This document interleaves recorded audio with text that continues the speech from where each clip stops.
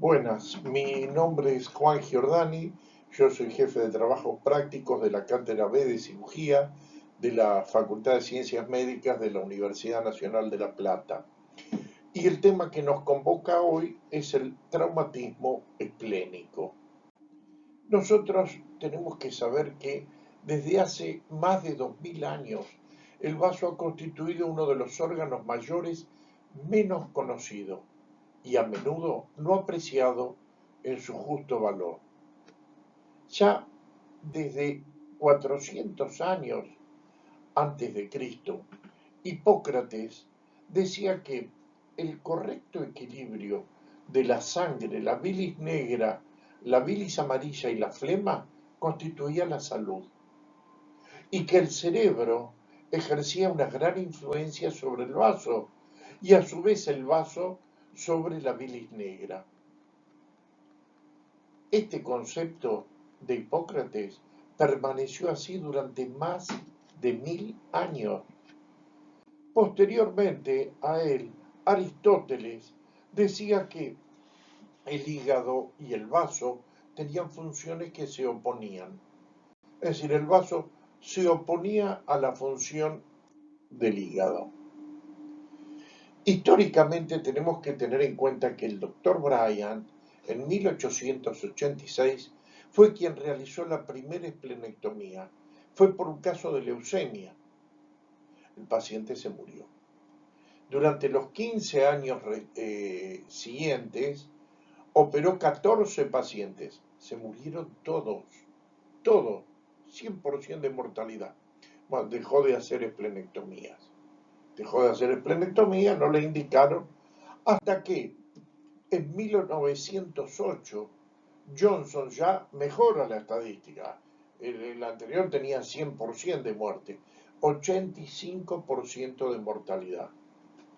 En 1920 la clínica Mayo publica su estadística con menos del 11% de mortalidad. Y ya en 1990, con el auge de la videolaparoscopía, con el mejoramiento de las técnicas anestésicas y demás, la mortalidad es menor al 1%. Desde el punto de vista embriológico, vamos a ver que el vaso ya se puede apreciar a partir de la 5ª semana de vida. Ahí, entre el ligamento gastroesplénico y el ligamento espleno-renal.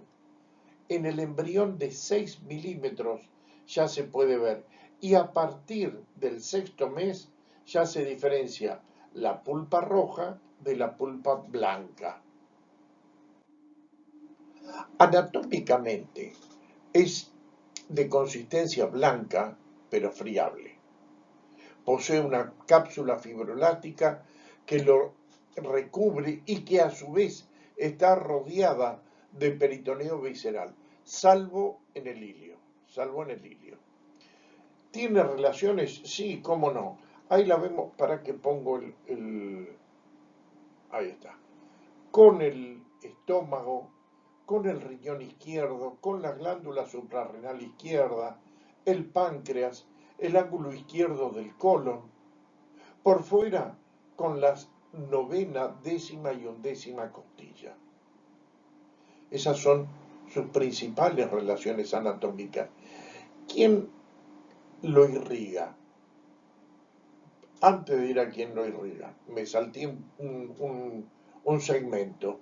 ¿Cuáles son sus medidas? 7 de ancho, 4 en sentido anteroposterior, 12 centímetros de longitud y pesa aproximadamente 170 gramos. Son medidas aproximadas, varía un poco de un individuo al otro, pero término medio son estas las medidas anatómicas y el peso del vaso. Es el órgano más vulnerable del abdomen, porque claro, aquí en las costillas, ahí nomás, es muy friable, muy friable. La irrigación, como decía hace un rato, está a cargo de la arteria esplénica. Vamos a mostrar la arteria esplénica. Acá tenemos la arteria esplénica. La arteria esplénica es rama del tronco celíaco y de ahí surge esta arteria. El retorno venoso es a través de esta vena, que es la vena esplénica. La vena esplénica posteriormente se unirá a la vena mesentérica superior y formarán la vena porta. Bien, continuamos. Hay que tener en cuenta que el vaso presenta una estructura segmentaria perpendicular al eje del órgano. En el 84% de los casos, los segmentos son dos, uno superior y uno inferior, tal como se ve en el esquema, separados por un plano que es pobremente vascularizado. En el 16% restante puede haber también un segmento medio. Esto posibilita las resecciones parciales, esplenectomía parcial, polarectomía. Eso es gracias a esta disposición anatómica y a este tipo de vascularización. Histológicamente, tiene dos componentes, la pulpa roja y la pulpa blanca. La pulpa roja contiene los linfocitos T, la pulpa blanca los linfocitos B. Fisiológicamente, tenemos que saber qué es el responsable principal de la hemólisis.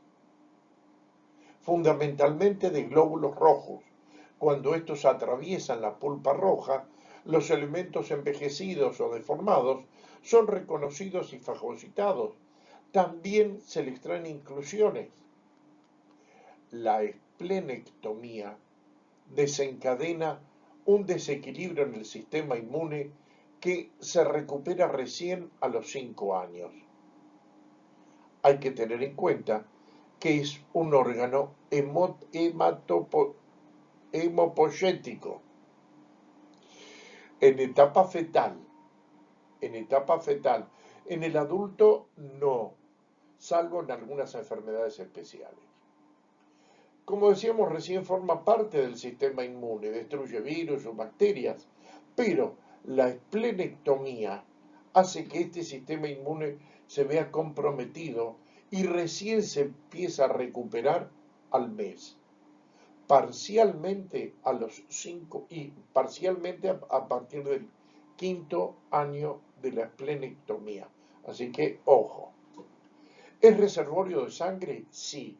En caso de shock hipovolémico, la contracción que sucede en el bazo es similar a una autotransfusión de unos 300 centímetros cúbicos. Otras funciones, recicla el hierro, la globina, es lugar de formación de linfocitos, pero la hemólisis la tenemos que tener ahí como la fundamental función del hígado, del vaso. Es el mayor órgano linfático, sin lugar a dudas. Recordar entonces hemólisis y empieza la recuperación al mes y parcialmente a los 5 años de la esplenectomía. Es reservorio de sangre. Frente a la ruptura esplénica, tenemos que hacer el tratamiento. Y la evolución del tratamiento ha ido mejorando por el mayor conocimiento de la fisiología y por la posibilidad de seguir la evolución de las lesiones con la tomografía computada. La clasificación, hay una clasificación de las lesiones esplénicas. La Asociación Americana de Trauma la clasifica en 5 grados, de los cuales ustedes no tienen que saber ninguno. ¿Por qué? Porque no son cirujanos, ustedes van a ser médicos generales. Si fueran residentes de cirugía, les contaría las 5, lo pueden sacar por internet también sin ningún problema. Y si no, se comunican conmigo y yo se los paso, pero no es necesario, no es indispensable que lo sepan. Sí que sepan que hay una clasificación. Clínicamente, la lesión traumática es la más frecuente de las lesiones del vaso. Cuando estamos frente a un traumatismo en el hipocondrio izquierdo o en la parte inferior del tórax, ojo, podemos tener un vaso lesionado. Hay que prestar atención a eso. La mayoría de las lesiones se diagnostican en la cirugía o por tomografía computada. ¿Qué signos clínicos, y esto es muy importante, qué signos clínicos vamos a tener? Fundamentalmente shock hipovolémico, es el mayor signo clínico. El resto después es según el trauma, la magnitud de la hemorragia, etc. Existe lo que se llama ruptura retardada del vaso o ruptura en dos tiempos. ¿Por qué? Porque se produce la ruptura del vaso. Hay un hematoma, pero la cápsula no se rompe. Al cabo de días o semanas y ante un mínimo traumatismo o movimiento, se rompe, empieza el shock hipovolémico y todo lo que contamos recién. Pero tranquilos, esto es solamente el 1% de los casos. El 1%. Entonces, signo clínico fundamental, el shock hipovolémico. Hay que tener en cuenta que cuando hay hipotensión, después de haber aportado líquido, sigue con hipotensión, sigue con inestabilidad hemodinámica, hay que operarlo. No cabe duda. Es indicación de la parotomía. Hay que ir a, como se dice vulgarmente, hay que ir a cerrar la canilla. En cuanto a los estudios complementarios, la tomografía axial computarizada es muy importante. Es muy importante, sobre todo para el tratamiento no operatorio. Da unas bellísimas imágenes del hemoperitoneo, de las lesiones esplénicas, pero ¿qué contraindicaciones tiene? No, primero que no está disponible en todos los hospitales. Y segundo, que no está indicada cuando hay pacientes hemodinámicamente inestables. Ojo con eso, hemodinámicamente inestable, no se puede hacer tomografía porque se descompensa y hasta se muere dentro, porque tarda mucho tiempo en hacerse la tomografía. En cuanto a la punción lavado, es muy buena. Nosotros sabemos que punzamos el abdomen y obtenemos más de 100.000 o más hematíes por milímetro cúbico, eso es positivo. Hay algo que está sangrando. No es específico, no me dice que es el vaso, pero con los signos clínicos que comentamos, esto es muy efectivo. La ecografía también es muy buena porque sobre todo para el diagnóstico de líquido libre, sangre en este caso, sea en el fondo de saco de Douglas, sea en los espacios parietocólicos, en donde fuere. El problema y da buenas imágenes del vaso. El problema de la ecografía es que es operador dependiente. La ventaja que está prácticamente en todas las guardias, es de fácil acceso y es un estudio económico. La arteriografía sí sirve y hasta puede servir para hacer tratamiento también por embolización, pero no está disponible en todos los hospitales, es muy caro y requiere que el paciente esté hemodinámicamente estable. La radiografía simple es poco utilizada. La videolaparoscopía, bueno, pero hay que ver que hay que hacer, tiene que estar en ese momento un cirujano entrenado en videolaparoscopía y no en todos los hospitales de guardia contamos con videolaparoscopía. La resonancia magnética nuclear o la centellografía no han demostrado gran ventaja con respecto a la tomografía y el punción lavado. Entonces, conclusión, moraleja, si yo pregunto, ¿cuáles son los principales estudios complementarios para el diagnóstico en un traumatismo esplénico? La tomografía y la punción, sí, bien digo, la punción lavado. ¿Está? Esos son los dos estudios más importantes. El tratamiento, bueno, ya lo venimos diciendo, puede ser un tratamiento no operatorio o la cirugía. La cirugía puede ser abierta o laparoscópica. Sea como sea, de menor a mayor, vamos a utilizar agentes tópicos o con el electrocauterio cohibiremos la hemorragia o con el bisturí armónico, esto ya en hospitales altamente especializados. La colocación del epiplón sobre la lesión y la sutura por encima, eso también sirve.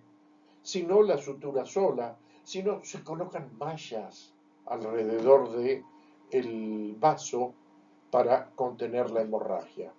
Y si no, la esplenectomía parcial o total.